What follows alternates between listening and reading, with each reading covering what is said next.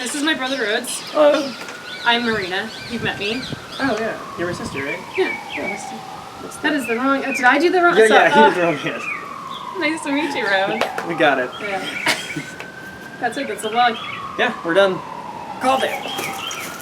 All right, no, come back. Come on. I have to talk to you about something very important. All right, what are we talking about? Batman versus Superman. Can we not? My brother Rhodes is a scientist. I'm gonna pose a question to you, a scientific question. If Doomsday was in the sky, should we nuke it? Would that be safe for the city? Is profanity allowed on this vlog? Hell no. Then the answer is hell no. That would not be a good decision. Yeah, everyone would die from radiation. So that's what should have happened in the movie. Mm-hmm. Realistically, in this movie, what they should have been hoping for, they launched it before I went, oh no, that was a bad call. I guess we have to hope that it misses our target, then falls down to the planet and does not explode. Okay, let's hope everything that we had hoped a second ago is no longer happening. Okay, here's actually a good question. What is the theme of the movie? Stupidity. To not fight people who are trying to work with you, I guess? I mean, you can call the theme whatever you want. You can put piss in a jar and call them sweetie. That's such a good response. I hope that if anyone ever asks the director, have you heard the reviews that your movie is really bad? And he's like, you can call it whatever you want. You can put piss in a jar and call it Greatest Peach Tea. You can put shit in a movie and call it Batman v Superman. Not a single scene of this entire movie has realistic or believable dialogue. I want to live in a world where that happens, you know what I mean? Where, like, people can just talk to each other and have completely separate thoughts and call it a conversation. Lex, I am not going to give you that kryptonite. The red capes are coming. The red capes are coming. Can I call you June? You can call me anything you like. You can put piss in a jar and call it Granny's Peach Tea. Did you know that demons come from above?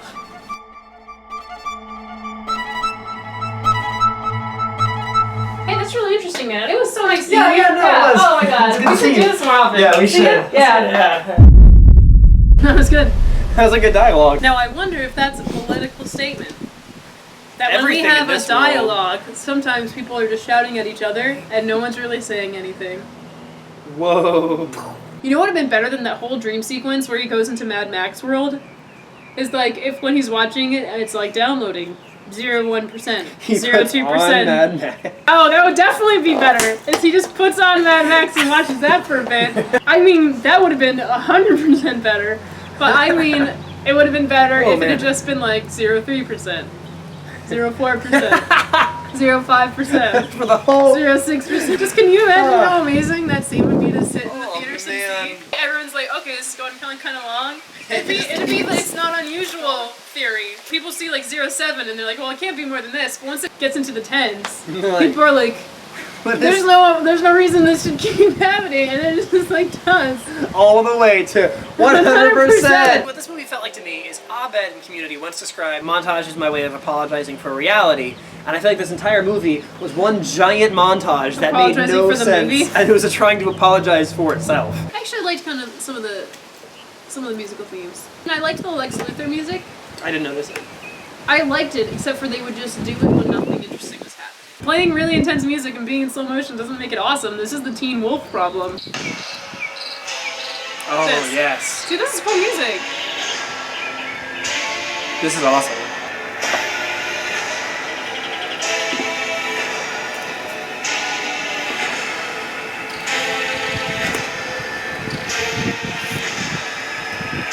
Probably my favorite thing in the movie. Nobody in universe in this movie cares about Batman at all. In the beginning of the movie, they're like, oh, Batman seemed to be a thing. And then everyone's like, but wait, Superman exists.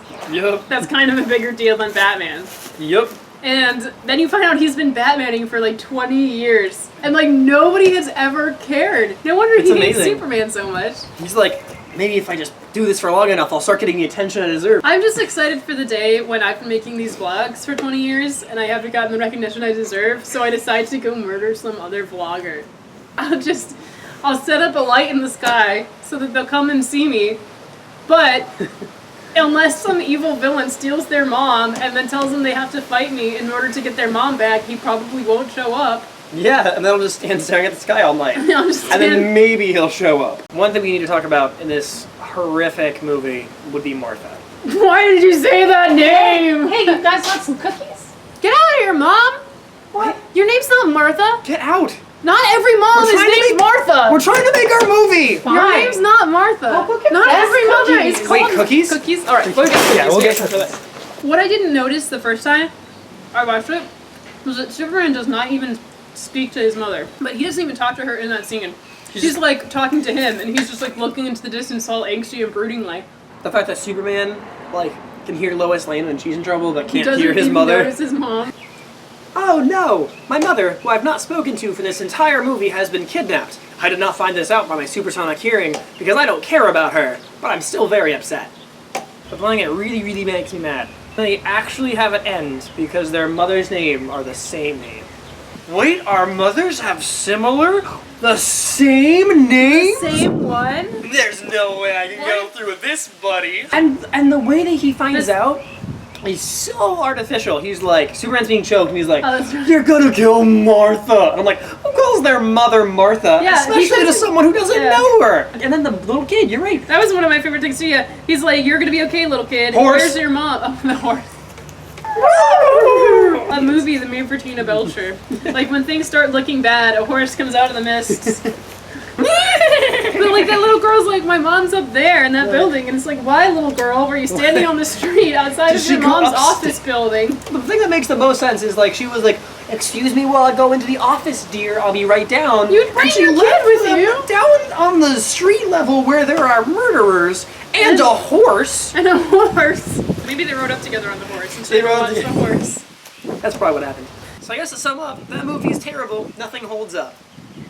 It didn't hold up when you were there. It's not like you're testing the strength. While you're there, you're just falling and falling. Like little Bruce Wayne falling into a well full of bats. And then until he flying flies. away.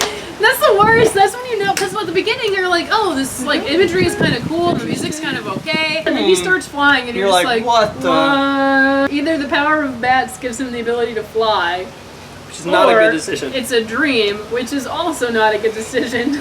Also, my favorite scene in the movie by far has to be that scene in the desert in the future, which was obviously fake. Well, it's a fake.